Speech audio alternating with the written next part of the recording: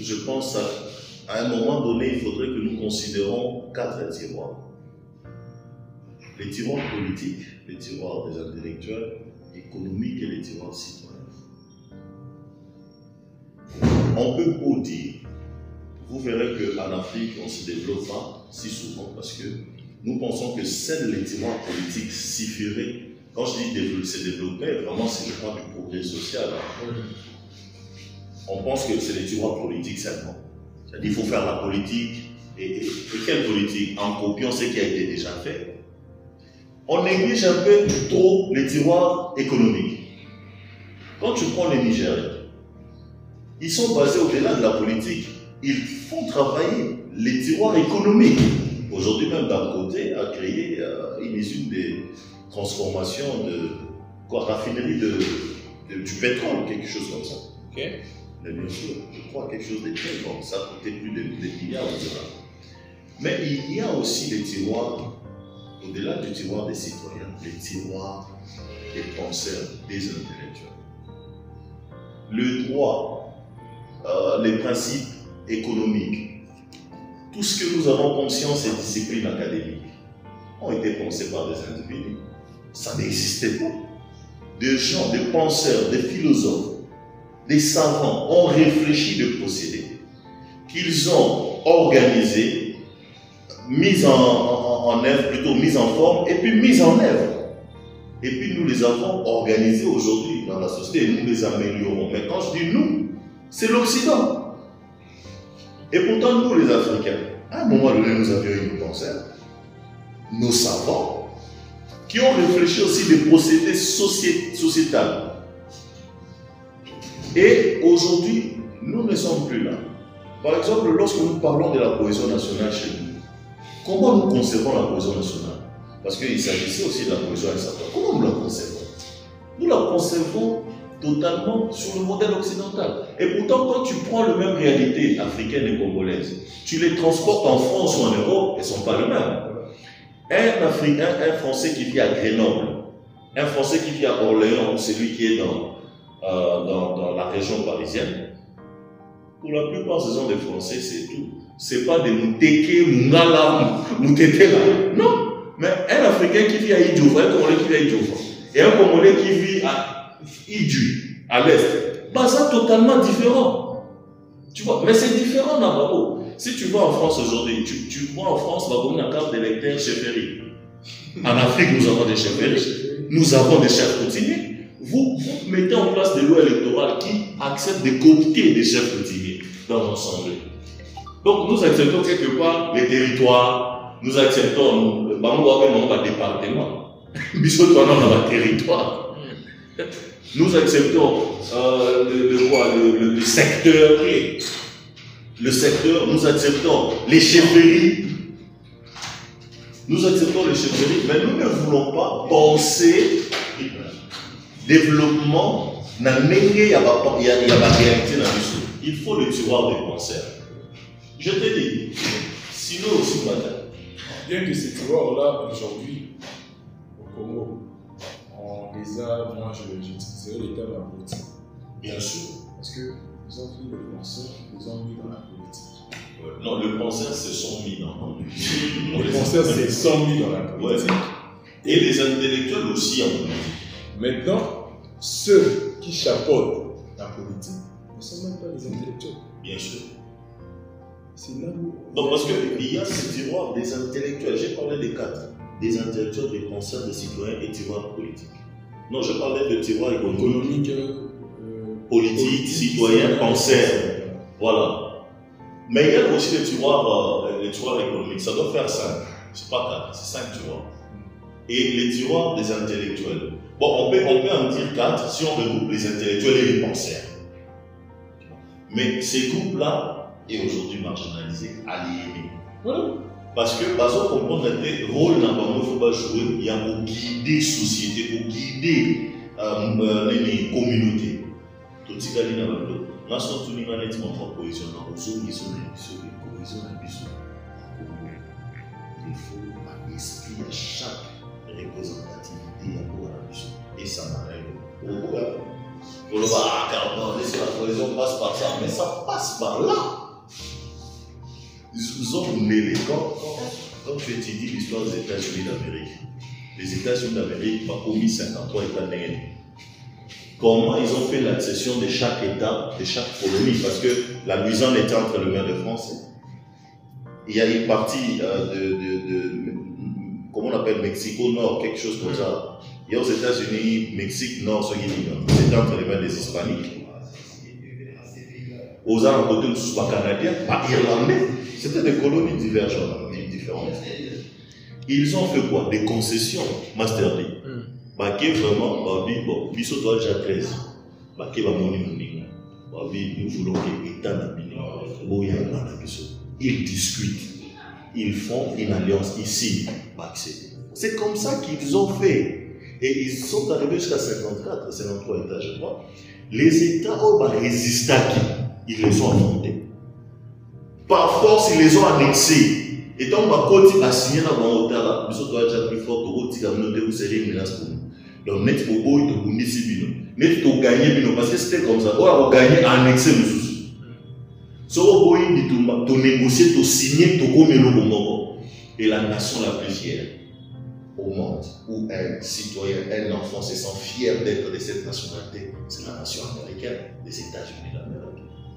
Ils ne s'appellent même pas les États-Unis, ils s'appellent les Américains. Les Américains, c'est le tout un continent. Tout un continent. Et ils en sont fiers. Ouais. Mais Bisso, comment est-ce que Mungala, Royaume Congo, Mungouza, Nani, Mouyaka, tout commis ensemble pour lancer la nation? On a discuté. Boline cohésion, tout ça, on est tout discuté. Donc, si on n'a pas cohésion, on a pensé à notre groupe à réfléchir par méthode. C'est pas pour rien, président encore dans la mission dans l'Afrique, dans la Congo, aussi président, pourquoi il fait venir tous les chefs coutumiers? Pourquoi d'abord on les reconnaît? Pourquoi on ne peut pas se dire on est déjà une république, on va voir les archaïques, pourquoi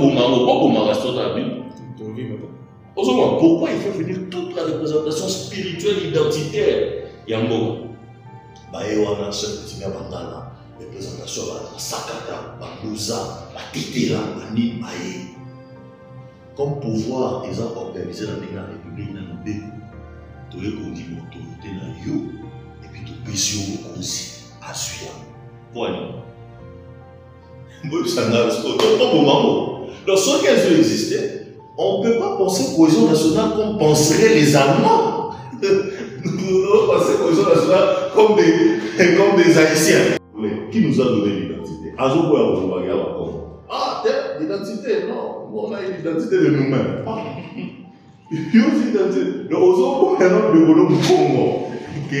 Nous avons comprendre que le fleuve Congo est à cheval et qu'il y a entré, il y a espace africain au niveau central, il y a un royaume puissant, organisé, qui s'appelle le royaume Congo et qui a une histoire de plus de 400 ans. Lorsque les Diogo arrive et lorsque la table ronde s'est faite de Berlin, c'est 1482 à 1880, c'est 400 ans que Joao Ier a quitté le Portugal, a commencé déjà ceux qui sont chrétiens, comment on va comprendre qu'il y a un royaume puissant.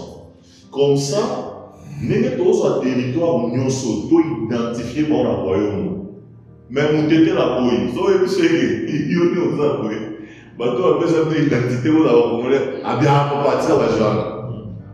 so beaucoup se cautionner parce que au début non sous cette identité n'est pas bien congolais et aussi na Congo oui au début tout tu n'as jamais pensé à ça on va réfléchir comment uni pays fort soyons patriotiques en plus on réfléchit par le modèle français mais on va pas tout ça nous voyons la constitution na changer dans Kawana na zo c'est avec non Ka.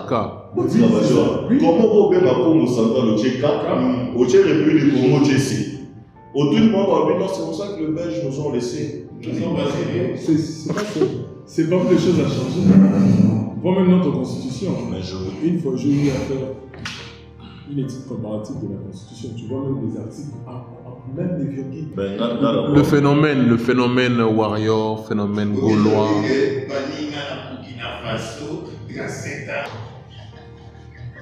Warrior, Gaulois.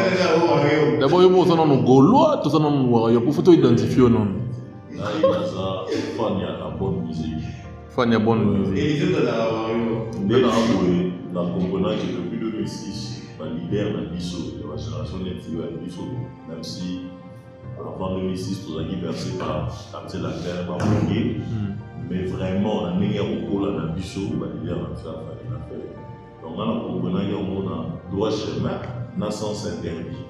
Sauf que déjà les deux albums, ou le gars qui est droit chemin, ou le gars qui est sens interdit. Ok. Spirituellement, spiritus, il y a un place quoi. Et FF, Fali, Béré. Donc moi j'avais compris ça. Maintenant après, NASA, moi je suis beaucoup Fali. Il fait de la très bonne musique, je suis beaucoup Ferré.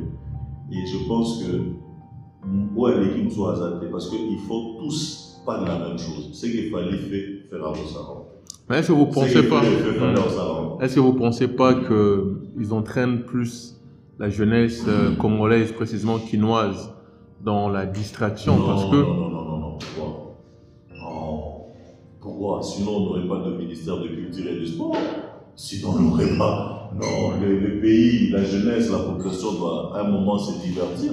Les États-Unis ont beaucoup de casinos à Las Vegas, ils se développent. Ils ont le musicien qui font la pornographie à outrance. C'est pas pour autant qu'ils ne sont pas un grand pays. Mais qu'est-ce que serait un concert sans musique? Sans musique, par exemple, aussi. Ça c'est une autre dimension aussi. Ouais, ça, c'est une autre dimension. Mais la dimension la plus élémentaire, c'est que, n'exigeons pas que Bazo tient votre distraction, sinon, pas français, pas américain, Bazo va premier. Mais vu influence Navango, l'influence qu'a quand les deux musiciens, ils connaissent la musique actuelle, ne pensez-vous pas qu'ils devraient jouer un rôle prépondérant dans la conscientisation de la population, notamment la jeunesse? Pas forcément. Il faut laisser, il faut faire la part de choses, pas forcément.